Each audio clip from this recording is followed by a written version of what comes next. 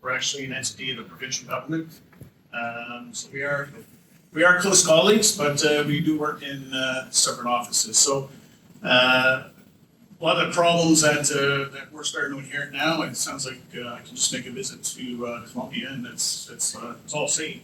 It's all fixed, I should say. We're experiencing a high population growth. Councillor mentioned, I think, 120,000 young people migrating out of Ontario. I think half of them came to Halifax.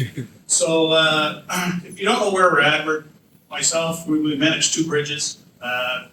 They're traveling about 110,000 a day, 125,000 a peak, and that's full capacity. So we used to call it rush hour, 5 years ago. Now it's 12 hours of rush hour. So our whole plan is all around rapid response. That's where we're at now. So we're on a roller coaster ride to figure out how we can deal with incidents. We don't have shoulders. There's nowhere to pull over when there's an accident.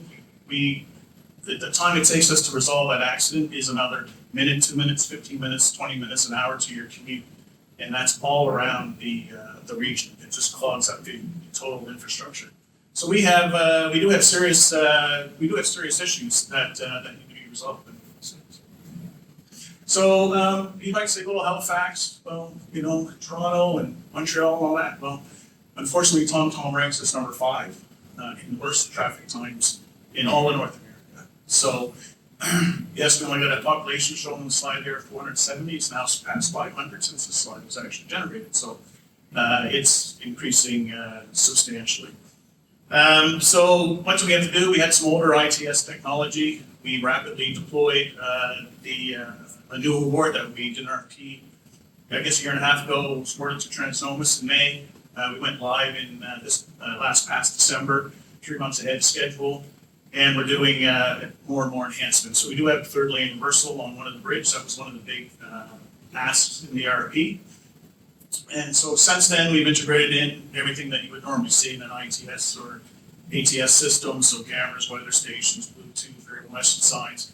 We have incident management, maintenance management, shift logs for our operators. So that's all in the works now, and we're also now deploying a permanent central system as well. The main thing on the McDonald Bridge, it is a lane reversible 2 ways in the morning to Halifax, or Dartmouth to Halifax, and reversing at noon.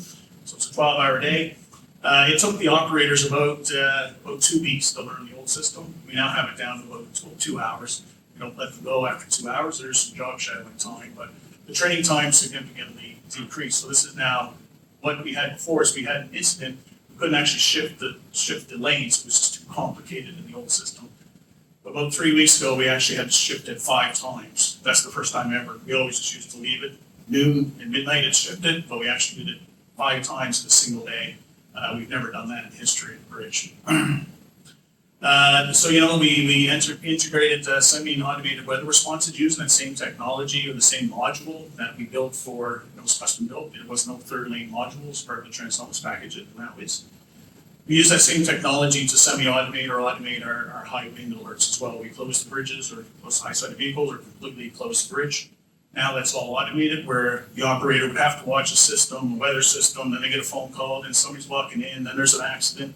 They're trying to watch the weather and also try to post messages and dispatch out. We have our own peace patrol as well. Try to dispatch that out. Now it's autonomous, so now it's automatic.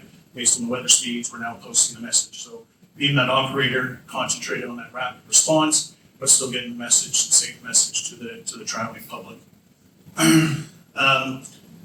We heard safety from saving lives and stuff. We're the same mindset.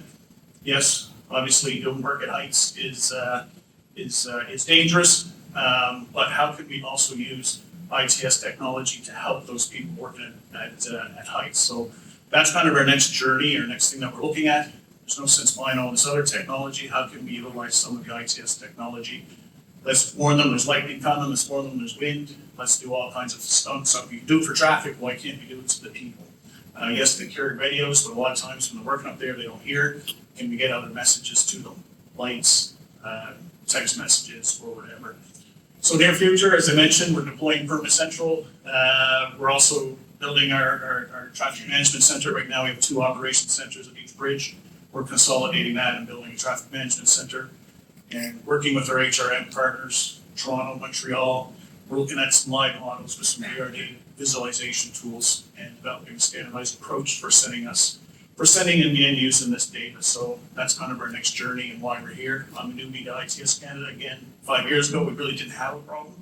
Now we have a real problem. So I'll hand it over to my HRM colleague here.